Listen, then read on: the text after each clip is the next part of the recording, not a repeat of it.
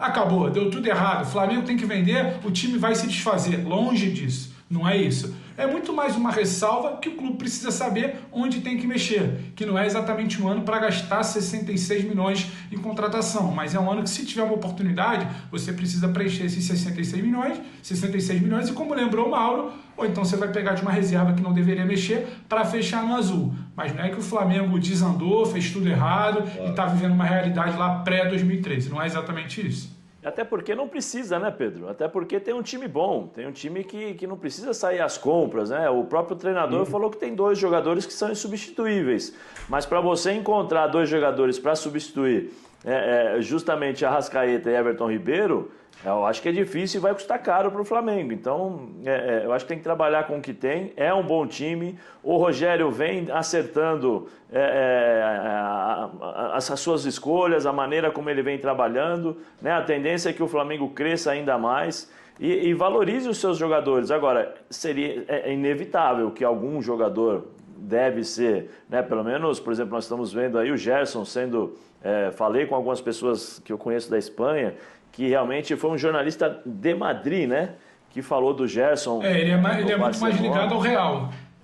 Então eu perguntei, falei assim, mas isso não é jogada, não, né? Para prejudicar? Ele falou assim, não, dificilmente um jornalista de Madrid cria esse tipo de notícia, né, no Barcelona, ou seja, a possibilidade é real. Agora cabe ao Flamengo entender, né, ter o entendimento, a sabedoria de falar, não, a gente vende, tem a possibilidade, não tem, chegaram com um caminhão de dinheiro, não tem como a gente falar não, né, como nós falamos não, então existe toda essa possibilidade, porque o futebol ele é muito dinâmico, né?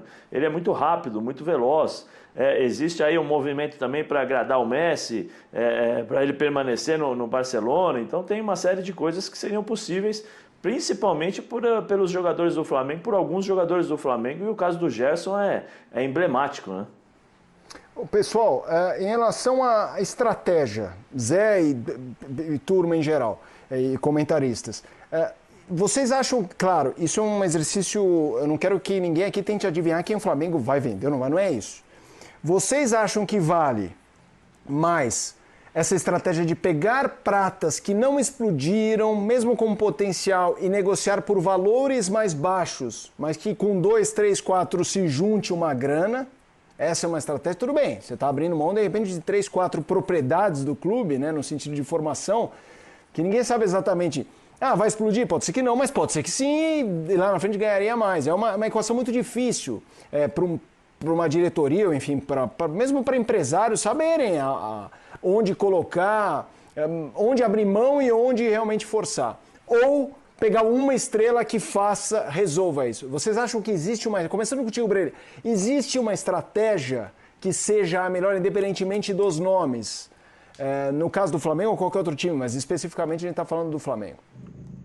Felipe, em situações normais, eu não gosto da estratégia de simplesmente revelar para vender. A ideia de que o jogador vai só pingar no time principal e dali já vai sair, ou às vezes nem isso. Como acontece no São Paulo, não consegue formar um time com uma estrutura de longo prazo com jogadores revelados na base, embora invista muito em Cotia, e vende porque precisa pagar conta. E às vezes nem é o melhor negócio possível para um jogador.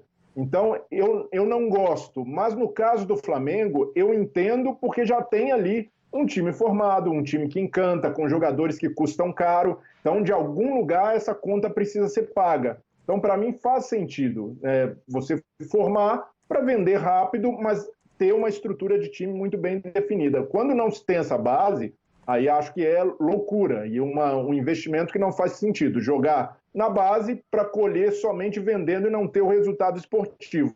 O Flamengo hoje, ele precisa de um tempo maior para que jogadores da base se adaptem. O próprio Vinícius Júnior não era titular absoluto quando a negociação com o Real Madrid foi sacramentada. Então, pelo fato de ter muita qualidade no elenco, o espaço para um jogador da base demora a acontecer. Mas também, mesmo nesse modelo em que faz sentido vender jogadores cedo, é preciso tomar cuidado para não chegar num momento, bater num teto em que as finanças escapam e acontecer como no Palmeiras alguns anos atrás.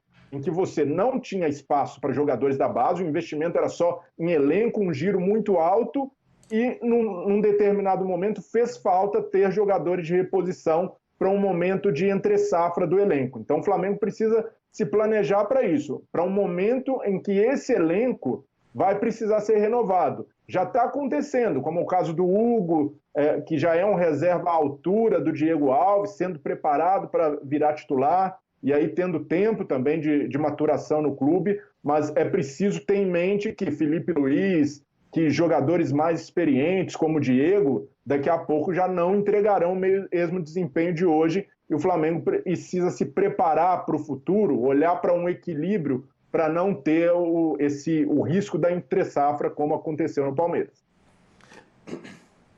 Mas o momento, né, Breler? O momento para você colocar esses meninos para jogar é agora. É agora. Por quê? Porque você tem uma estrutura com os jogadores mais velhos, você tem uma espinha dorsal, você tem a possibilidade de colocar esses meninos, né, para jogarem num time arrumado, então fica muito mais fácil. A cobrança vai ser em cima dos jogadores mais velhos, e os jogadores mais velhos já demonstraram que têm essa capacidade de assumir essa função de jogar e ao mesmo tempo proteger esses garotos, né, da cobrança, porque é o seguinte, é muito mais fácil você colocar os garotos da base num time arrumado como o Flamengo por conta da pressão e por aquilo que o Flamengo se tornou nos últimos anos, do que você colocar os meninos para jogar com a responsabilidade de resolver o problema. Né? Se já existe essa diferença entre júnior e profissional, que isso é fato, né? Porque são dois mundos totalmente diferentes em termos de cobrança, expectativa, realidade, intensidade, trabalhos com treinadores diferentes. Então isso é uma coisa que é para o Flamengo pensar também, né? Se existe essa possibilidade, se existe essa margem de falar, opa, peraí, tem esse garoto que eu posso colocar, né? O PP já foi para o Cuiabá, né? O Hugo Moura esse ano ficou, já não saiu, ele ficou. O Rogério Ceni falou, não, fica aqui comigo.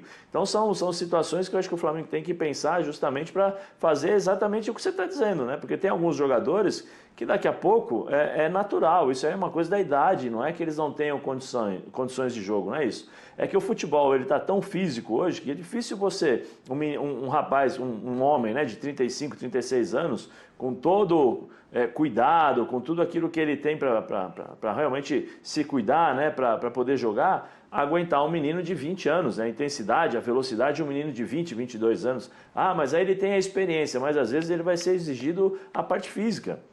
A intensidade desses jogadores durante 90 minutos. Então, eu acho que o Flamengo tem que começar a pensar nessa mescla, não vou dizer no time titular de uma vez por todas, não é isso, mas, sabe, coloca um menino ali para ver como é que funciona em determinados jogos, não em todos, porque vai ser importante, não só para o Rogério, mas para o Flamengo também. Sim, eu concordo, né, que é preciso mesclar, mas... Vai, Breno. Não, só para complementar, eu não vejo hoje um jogador da base revelado no clube pedindo passagem, ou que tenha, pelo menos ali, coloca uma pulga atrás da orelha do Rogério. São jogadores ainda que estão ali. Quando sobra um espaço, quando tem algum jogador suspenso, vão entrar. O caso do Mateuzinho na direita, o Rodrigo Muniz, que fez um bom campeonato carioca, mas está muito abaixo tecnicamente de Pedro e Gabigol. Então não são jogadores que necessariamente, como o caso do Renier, o Vinícius Júnior em outro momento, chegam e já mostram serviço, já colocam pressão no titular. Hoje, nesse momento, embora tenha jogadores promissores como o Lázaro, o Flamengo não tem no elenco um da base para jogar ou merecer mais minutos. Pelo menos eu vejo dessa forma. Mas tem uma outra situação também, né, o Breler, eu penso. Quando o Paquetá ele é lançado no Flamengo, é uma outra situação. Não tinha o elenco estrelado, galáctico que tem hoje, assim a gente pode chamar. Quando o Vinícius é lançado no time do Flamengo, ele é lançado muito mais por uma pressão de que você precisava colocar ele em campo. Existia um pedido a partir de uma negociação já realizada.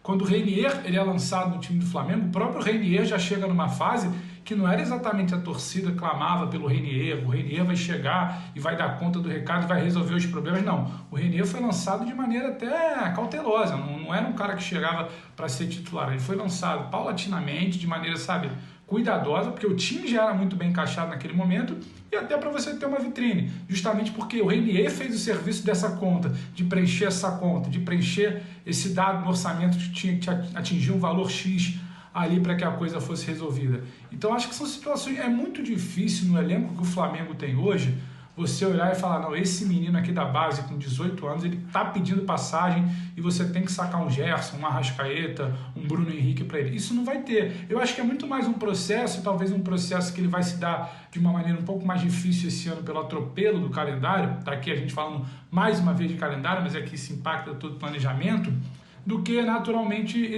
tem que haver uma mescla. Eu até concordo com o Zé. Me pego até naquela situação do Palmeiras. O Palmeiras, quando tinha muito jogador qualificado e caro, não usava bem sua base. Usava muito mais a base para fazer dinheiro. O Palmeiras depois, quando passou a ter problemas